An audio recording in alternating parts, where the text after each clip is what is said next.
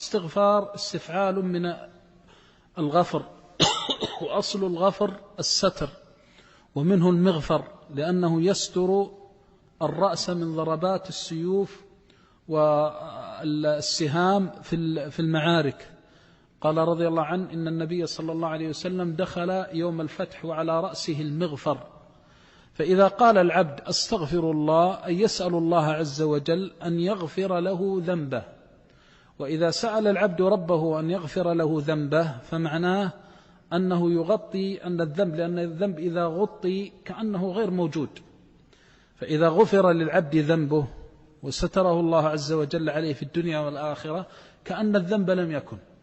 والاستغفار طلب المغفرة، قال ويكثر فيها من الاستغفار، لأن الله تعالى قال عن نبيه نوح فقلت استغفروا ربكم إنه كان غفارا يرسل السماء عليكم مدرارا ويمددكم بأموال وبنين ويجعل لكم جنات ويجعل لكم أنهارا.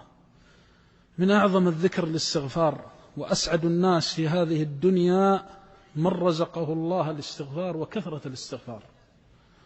ومن أفضل الذكر وأحبه إلى الله عز وجل، لأن العبد كثير الذنوب كثير الخطايا كثير الإساءة فيما بينه وبين الله وفيما بينه وبين الناس، فإذا لزم الاستغفار تحاتت عنه ذنوبه، وإذا تحاتت عنه الذنوب حيل بينه وبين أسباب البلايا وأسباب الشر، لأن أسباب الشر في هذه الدنيا وأسباب الشر في الدنيا والآخرة هي الذنوب.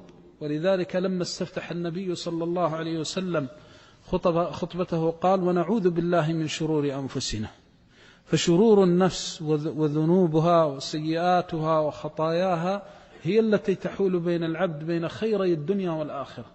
ولذلك قال تعالى كلا بل ران على قلوبهم ما كانوا يكسبون.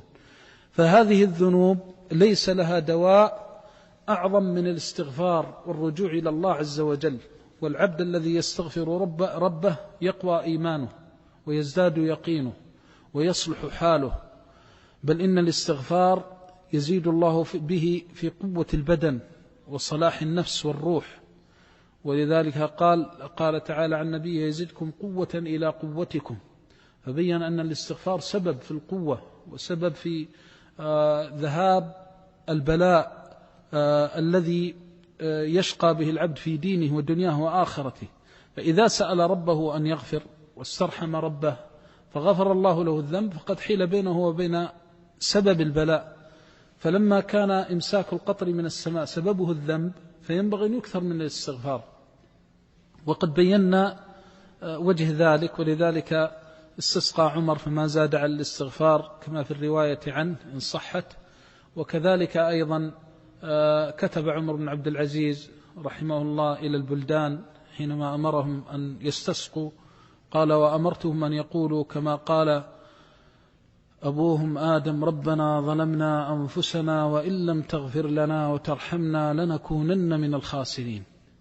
وأمرتهم أن يقولوا كما قال نوح وإلا تغفر لي وترحمني أكن من الخاسرين. وأمرتهم أن يقولوا كما قال يونس بن متى فنادى في الظلمات أن لا إله إلا أنت سبحانك إني كنت من الظالمين. وكان العلماء والأئمة رحمهم الله يوصون أهليهم وطلابهم ومن يحبون بل يوصون المسلمين عامة بكثرة الاستغفار.